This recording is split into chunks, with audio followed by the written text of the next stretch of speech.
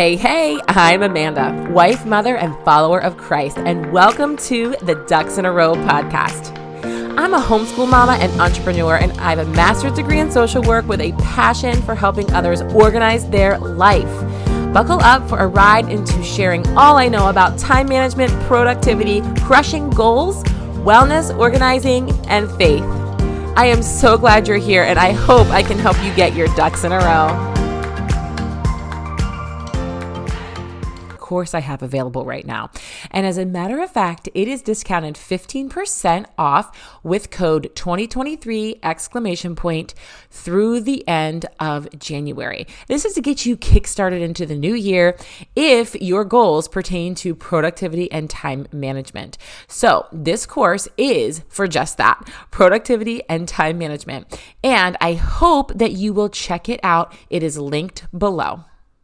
Very special guest today, who is one of my best friends, actually, and we could probably talk all day, so we're going to try not to do that. But I am really excited for this interview because I know she has a lot of good insights, and we're going to have a lot of fun, and she brings a lot of good organizing insights to the table as well. So let's get started, and please welcome my very good friend, Jill Koch of Jill Comes Clean. Yes, hello. Thank you so much for having me. Oh my gosh, I'm so excited. I love podcasts. I love being on your podcast. Wonderful. And yes, and for some of you who might not know, Jill has been on before. I'm always like, who can I have on? Jill. Yeah. Like, why not want to talk to one of your very best friends on the phone? You know, like, why wouldn't you want to do that? But it is so fun. And I'm so glad to have you back. And it has been almost 2 years, actually, since you've been on, because I know it doesn't seem like that long ago, but last season I didn't have any guests. And so this season I'm trying to integrate that again. And so you are the first one. You're probably the first one last time too. Yeah, I'm honored. Yeah. Well, great. And I'm honored that you came on. So let's start with the questions. So tell us a little bit about who you are and what you do. Yes. Okay. So I'm Jill. As Amanda said, Jill Comes Clean, which is, on social media, Instagram, TikTok, YouTube, all the things. It's funny. I'm like, gosh, how do I even word this these days? I used to be a television news, reporter, anchor, went from there to becoming a nurse, totally different end of the spectrum. Then I had my son, who is now 5, but I would say like right when about 6 months in, I was like, I need something to do. I'm not used to just sitting at home all day. And so, that's sort of when the blog and everything started, because that was the era where blogs were so popular, and this was really when Instagram introduced stories. Mm-hmm. So I would be there doing feedings with my son, like watching these stories. Yeah. And I was like, well, I can do that. I'm at home. I might as well just get on and talk to people, because I had like nobody at home. I'm all by myself, me and this baby, while my husband's at work all day. So it was my way to like connect with the world. So yeah. I just started that, and really it just sort of one thing after another, it just sort of took off. So now here we are. I share, cleaning tips, organizing tips, life hacks, great Amazon finds, and just fun stuff really for the home. And I've been doing that now a couple years. It's like in my brain, the time has not gone on. So I'm like, I've been doing this for a year. And it's like, no, you've been doing this now like 4 years. So it's gone fast. That is true. It has been a while. And I remember even back when, so just a little background, Jill and I have been friends, since high school, but just kind of reconnected over the past 3 or 4 years, kind of since you started sort of doing Instagram a little bit more, I would say. And I do remember saying, oh my, look at all those followers she has. And that was only back when you had like 2 or 3,000. And now you're like at almost 400, which is incredible. But it's just funny to kind of look back on that and think, wow, that actually was a while ago. And it doesn't feel like it at all. Yes. Oh my God, but that's so true. I mean, you have really been there since like the inception of it. And like, every question, everything I've had to run by you and, Allison, our other friend that we talked to as well. Mm-hmm. And it's just like, gosh, you guys have really helped me grow this and seen it grow. And it's wild. And I got to tell you, well, and thank you, for acknowledging that, but it was all you, girlfriend. But it is nice to be there and like see that for a friend, kind of see something like that take off. It's been really fun. It actually has been so cool to watch that journey for sure. And, and to be there, like kind of behind the scenes. I mean, honestly, it sort of is behind the scenes because, Jill will come to us and be like, oh, now what about this? Or what do you think about this? And it's like, oh my gosh, like, we're like behind the scenes. Yeah, you are. Yes, you've seen every high and low. That is for sure. But it is wonderful. And you bring up our friend Allison. And so we talk like pretty much daily on the Voxer app.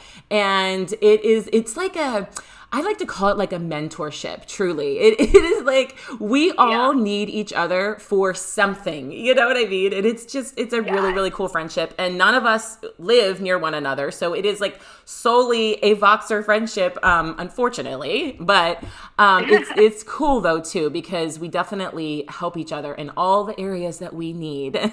So it's great. Yes, exactly. Okay, so then the next question kind of answered that with content creation and social media, but I did kind of want to just say, do you feel like some of your like comfort level or expertise in the content creation world has come from your job, in the media? Do you feel like that kind of helped facilitate that? Did you feel more comfortable? Because I know a lot of people will shy away from that career because they're like, I can't talk in front of people, Right. Yes, so true. And that is like a question I get from people a lot. Like, gosh, I don't know. It's easy, to think like, well, yeah, you could do it. You used to be on TV. That's always just come natural. Which, I mean, I will say it has always come natural to me. I've always been comfortable in front of a camera. But I don't think it has to for people. I truly think once you start, people get so used to it. So even if somebody is not comfortable, and not to mention, I mean, there are so many people out there killing it who you never even see on camera. Like it's just their voice. That's like they true. never really showed themselves. Right. So I would say like anybody that wants to dive in, if you're maybe like, I don't want me on there, then it's like, work around it in a sense. But I do, I mean, I've always been a very outgoing person and, the gift of gab, and I love to talk. So this is, and it's funny because now that I've done, I started obviously in media, went to nursing, and now I'm really back to media sort of and content creation. And I realized that this is really where I thrive or want to be more so than like healthcare. And I mean, nursing was great. I love the knowledge I gained from that. But in my soul and like my personality, I feel like I'm much better at just creating and coming up with something versus, maybe the healthcare stuff and having to just know X, Y, and Z and how they all work together. So, this is definitely, probably more suited for my personality. Yeah, and it's definitely a talent. I mean, I do agree that anyone can give it a shot. I mean, even myself, I was nervous at first to be on camera, believe it or not. And I'm not really super shy on camera either, but it does eventually become second nature. But the difference is you definitely have, it is definitely one of your gifts to create that content, to have that knowledge. And, it's a very creative thing, really. And you definitely have that, I think, more so, which shows, your popularity on Instagram. It really shows that is kind of your wheelhouse. So it's, definitely really cool. Okay, so do you feel that your life has changed since becoming so influential on Instagram? And if so, how? I love this question. So I don't really, but it is funny because, and not to say that I'm at any means, like a celebrity status, but it's like on a small scale, I have days where I'm like, so is this what it's like, when somebody like sort of becomes famous, like, and I'm like, they don't really change because I don't feel like I've changed. Now, the difference is I think when you're on television and you have paparazzi, those people probably change because how could you not? Like with cameras in your face. I don't have that, obviously. Right. I would say the thing that though has maybe just changed, and this has really been in the last year, it's maybe not changed, it's just so much as that I was like, oh wow, this is like, okay, Jill, this is a business now. Like you have to do things a certain way to treat it like a business. You now have a responsibility, so to speak, whereas in the beginning, so much of it was fun. I'm like, oh, it's fun and whatever. Right. And it still is. It's still fun. But there are things that now I feel like, maybe some days I feel a little more pressure for something, or I feel like, oh, I owe it to like, do this or this responsibility to like follow through. So there's maybe been that change, but that's good because it keeps me on my toes, I would say. Right. And that's needed. But as a human, I like to think that it's not changed me and I'm still It's still the same. Right. Well, I can attest for that, being that I have been here since the beginning. You, as far as your personality and who you are, has definitely not changed, which has been really cool to see. But I do think that your busyness, you know what I mean? You've had more to do, which that is inevitable and is going to happen. And it's actually a good thing because, it shows, it reflects, the success that you are having in the business. So yes, very, very cool. Okay, so now kind of switching gears a little bit, but I want to talk organizing a little because this is something that Jill and I have very much in common is we love to organize spaces. And we always kind of laugh about this because Jill is like the perfect like bin label maker, color coded, like gorgeous, like everything, every space has like a tray or a bin. And I just like, oh, I love it. Like I can't even I can't ever explain like what kind of euphoria it gives me to see spaces organized that way. I just like the perfect, like pretty bin labeled and like her kitchen. And I'm sure everyone that's listening, follows Jill on Instagram. But if you don't, you need to like watch especially when she shares her organizing stuff, which happens to be my favorite part of her content, but that's for obvious reasons, right? Because I'm not much of a cleaner. But I know, but you stick to clean. You really have a good routine though. I'm jealous of because I can't get a good one down. Right. I really try, which we will get to that later too. I really do try to stick to a routine of cleaning, even though I don't like it. But that's why I stick to a routine because I know I don't like it. So I try to just be like, hey, gotta do it. This is when I gotta do it. You, the way you love it, you're like, oh, I'll just clean a little bit here, there. Oh, that's dirty. Oh, I'm gonna like this. I'm gonna go do it, Whereas I'm like, it's not my cleaning day and I'm not cleaning that today. But anyway, as far as organizing is concerned, I want to know what your favorite like organizing gadget is for your kitchen. It doesn't have to just be kitchen either. You can, talk about other spaces as well, but you're so good at finding those gadgets. And I know with you partnering with Amazon, you can really find good stuff on there. So I just wanted you to give a little plug for your favorite. Yes. Oh my gosh. And the nice thing is I feel like my favorite things for organizing really can be used all over the home, which I love because sometimes the stuff can be expensive and it's annoying when something only has one use. And certain things will, but for the most part, I would say in the kitchen, I actually have, I think, two that I really love. Mm-hmm. I mean, I love them all. But I would say, especially for somebody starting out that's like, gosh, where do I even begin? Like for drawers, I love a divider. I think a divider goes a long way. They make like bamboo ones, plastic ones, ones that can look like they're custom for your drawer or not. But they really are nice in just creating sections, and that can just really help tidy up a drawer. So maybe it's your gadgets and all of those. Maybe it's your long utensils like your spatulas or, whisks, things like that. But it allows you to sort of categorize. And it looks tidy, keeps everything there so they're not just sliding all over the place in the drawer. And they really make a big difference, and they're not expensive at all. I mean, the ones are like $20 for a set. So those are good. And then I love a Lazy Susan. Again, this can be used everywhere.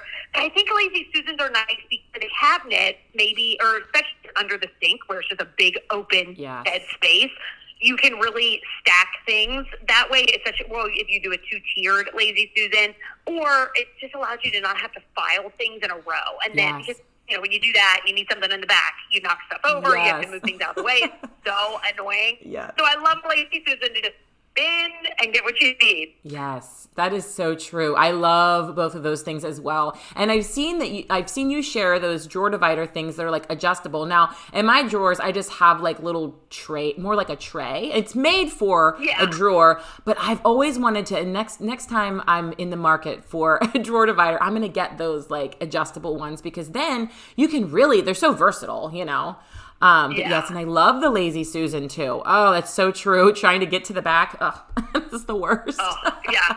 It's awful. And then you won't even see stuff that's back there. You forget you have it. So this way, they've come a long way. They have such a variety of those. Yes, that's true. That is true. What about any other kind of life hacks that you find to be your favorite or one that you actually use a lot?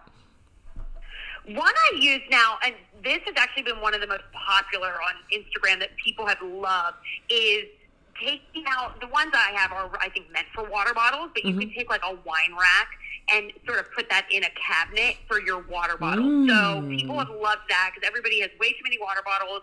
You know, you try to store them. Again, they're lined up. You don't see them. And people have loved that, I think, because A, it looks really nice, but you can see them all. Because you can get the ones I have like stacks. So it's like a pack of 6 or 9. And you put them in there. You can see them all. They're easy to just grab and go or put back. So that's been a good one.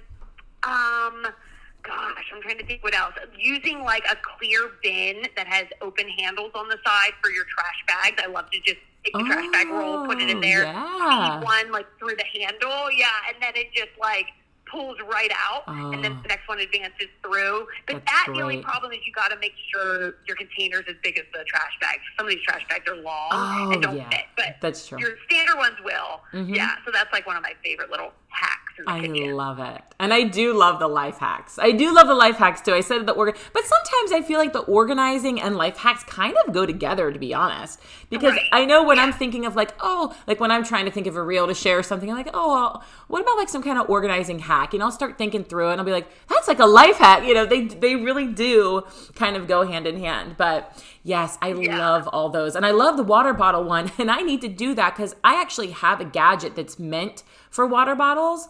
But it's not like you're saying, but it doesn't like stand up straight and it wants to fall over. And I'm like, ugh, this thing's a pain.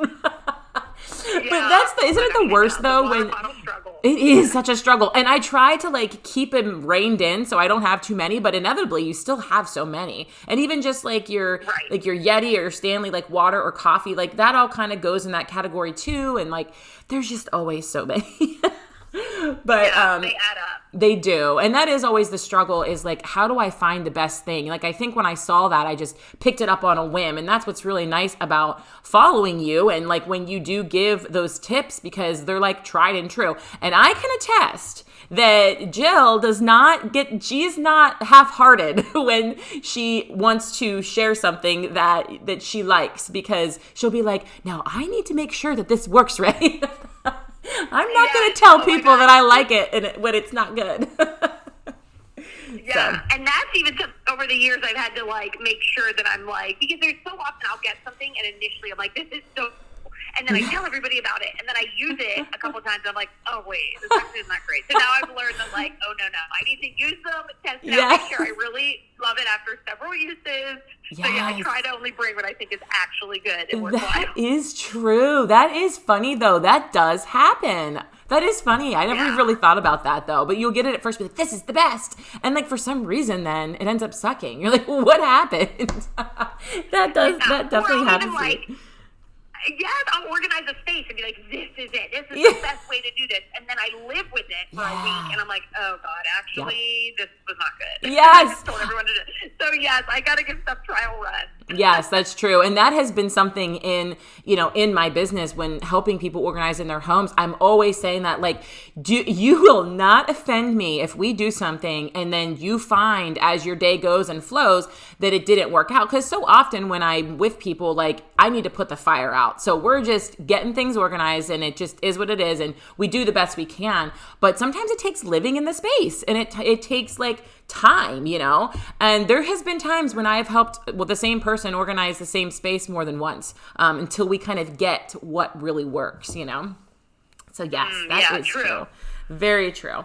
So in your mind, how is organizing spaces different from organizing time and your schedule? Because I know that is something that you have struggled with and we've talked about. And that's obviously kind of more where my business has gone over the last couple of years, is more with, the time and schedules and productivity and all of that. So just wanted to sort of marry those two things and get your opinion on that for you. Yeah, this is such a good question. And this is something that I truly did not even realize until this year, and talking to you so much and working through my time management issues and your help with that. Because I just always thought I'm type A, I'm organized, so I just also have to have great time management. And I am realizing that they are two completely different things. Yeah. And because I am crazy organized on like physically, but mentally, no, not at all. Right. And I think what it is because when you have a desk drawer or a junk drawer or something like that, that is one thing. It's pretty limited, and like you only have so many things that can fit in there. And so it's easy to just sort of compartmentalize and get it done because you're only working with certain things. Whereas with time, there's so many factors that can leach in that you weren't accounting for. So like your child gets sick, or an appointment goes long, or, you know, something, the computer doesn't work when you need it to. There's like these variables that just can mess things up. But then, so I think that's the difference, is that it's not black and white. Whereas a lot of times, you know, a physical thing can change, sure. Like you're saying with your clients, what works at one point then maybe doesn't, and then you have to revisit it. But there are less variables with the physical than there are the mental, I think. So I'm trying to work through those variables. And you know, that is so true. And I don't know that I ever really consciously thought of that before, but because I guess I feel like there's variables in everything in life, which there are, but I do agree that there are definitely more variables when it comes to just your schedule and managing time. Because even if you're sitting down to like organize a space, well, you can come back to that if a variable comes in, you know, but like if you are like on a time crunch and on a time schedule and trying to like get somewhere or something, and then a variable comes in, it's like, okay, well, no, I'm really going to be late now. Like there's nothing I'm going to be doing to fix that. So that is very interesting. Yes. I really like that perspective. I'm going to think more about that as, you know, I do help clients and stuff, but I do think that, you know, just kind of thinking about that, having the routines and kind of having at least a loose schedule. And that is kind of always what I tell my clients is like, things are going to come up and you can't beat yourself up whenever something didn't go in the schedule or in the plan, but it's not a reason to not make the plan. And I do think that a lot of people, I'm not saying you in particular, but I do think a lot of people that can be their struggle too. It's like, well, it went awry, so I might as well throw the rest down the drain. When really you can just set that thing aside that went awry, come back to it tomorrow or whenever you're able to, and, you know, and pick up where you left off. And it doesn't have to kind of ruin everything, but it is tough. And it's actually tough for a type A personality because I'm also type A. And I like when something goes awry, I'm like, you know, and you like want to go into panic mode. So sometimes even people that are super organized, like that, it actually is worse with their time for that reason. Yes, and I think that is part of it too, the fact that like, because I am so organized, like with all the physical stuff, that it's when I'm in a task, I want to see it through. I want to finish it, like, because it's like my brain is like, oh no, I need to put a big red bow on this before I can finish it. And so that's often why, like, then I'm running late or whatever, because it's like, oh no, I got to finish this up, or this has to be just so, and that can definitely bleed into the other hour and the next time slot. That is so true. So true. Well, so in bouncing off of that, we're still kind of in the process of this because it kind of hasn't been revisited in the last couple of days, but we are hoping to work on getting some cleaning schedules out for Jill's audience. And I have agreed to kind of help her put those together because, you know, if you listen to this podcast, you know how I like schedules and you know how I'm like all about making schedules. And so that, like, for me is really fun. So we do have some kind of rough draft sort of mock-ups kind of in the works, but hoping that in the next, I mean, what do you think, Jill? Month or so, we'll have some actual, you know, schedules available for our audience, really, I should say. Right. So yeah, are you excited about that? I am, yes. Our goal is simply to have these ready, you know, before spring cleaning, because that's obviously going to be the next big push. I feel like right now is this time of year where people are sort of decluttering and whatever, but then it's like, let's do these deep cleans. But yeah, schedules, people have been asking for these for so long, and I totally get it, because like we were talking about earlier, I am somebody who doesn't have, even myself, I don't have a great schedule for cleaning. I think because, like you said, Amanda, I enjoy it, so I don't mind just doing it every day, a little bit here and there, and that sort of works. But there are people who are like, no, I need a system in place. And, you know, so for that, and I'm like, well, maybe I could benefit from one of those too. I'll try them out as well. Yeah. But there are so many different ones. Like, it is not one size fits all. Right. And so I love that we're coming together here to say, like, okay, there's going to be the person that wants to clean a little every day. There's going to be somebody who wants to knock it all out in one day. Like, so we're going to, answer to as many, pain points there as we can. And I love it because, you're going to put that, like, pretty bow on it. I feel like I'm going to be like, here are all the areas and things to do, and then you're going to help us get it into a time frame that is doable and workable. Hopefully, I hope I can help in that way. And I am very excited about it because, well, not only do I love to make the schedules, but I agree. I think that, and this is something I've learned through the many years in what I do, is that truly nothing is one size fits all. And it is so hard to like, somebody even asks you, Jill, well, what's your cleaning schedule? Well, that's not going to necessarily be right for them. So I love that you had this idea of, let's come up with a couple different ones and then people can choose. And hopefully, one will fit. I think from what we have so far, it seems like you could definitely pick one or even put a couple together, even if you feel like, I could take a little from this or a little from this. And it's just about, trying it out, seeing how it works, and adjusting if needed. But yes, we are excited to bring that out to our audiences here in the next, I guess, about month or two, I guess. So that'll be exciting. Yeah. All right. It'll be here before we know it. I know. That's the other thing. We're like, oh yeah, we have time. And like all of a sudden it'll be spring cleaning. We'll be like, uh-oh. Yeah. But that's okay. It'll happen. Okay. And then just the last thing I want to just, aside from, creating these cleaning schedules, or, continuing to bring your wonderful Amazon finds, do you have anything else in the works that you're kind of thinking about and wanting to kind of put out there for your audience? Yeah, I mean, there are some things I'm definitely working on and toying with some, like, ideas. I would eventually love maybe, like a couple products or two, or I'm still sort of brainstorming off of things. Definitely some more video creation. I have some ideas coming up with things that I want to do that, maybe some longer form styles. But yeah, my wheels are turning, but I don't know. I'm going to keep some of that maybe buttoned up until I have full-fledged plan. But I'm always thinking of the next step and like the next thing that I could be doing and like what can I be offering people or serving people, and bringing that. So there'll hopefully be good stuff to come. Yes, I'm sure it will be good, and always looking forward to it. And I do have to say, in a creative mind like yours, it is always like, oh, I want to do this, and then this, and then this.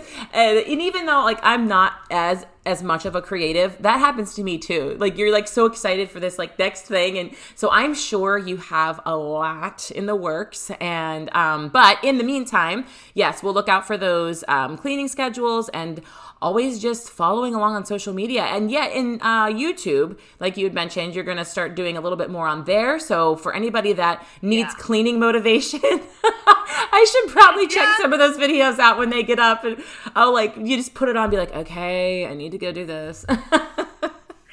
Yeah, I know. There is something like about watching those, even for myself, that I watch somebody clean and I'm like, okay, now I want to do it. Yeah. So they are weirdly helpful, but it is that meme that goes around that's like, now you know why your kids like to watch other kids play with toys. It's like the same thing. Like, just the grown-up version. We like watch people clean and organize. That is true. And it is just the sense of like completion. You know what I mean? And seeing the before and after, and like, you know what I mean? And being like, oh, wow, that person did that. I can too. So I'm sure it's very motivating. So yes, we'll look forward to that as well.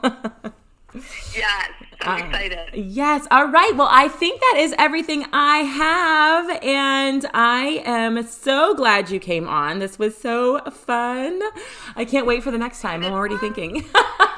Yes, I know. I'm like, have me anytime. I love those. These are so fun. And I can talk to you all day long. Those are so easy. Like we normally do. So. Right. All right. Well, that is wonderful. Thank you again, Jill. And I will see you guys next time. Bye-bye. Thank you guys so much for listening to today's episode. I really hope you subscribe and share with your friends. And don't forget to tag me on social media when you do. Always remember, lead your life with passionate gratitude. God bless. Until next time.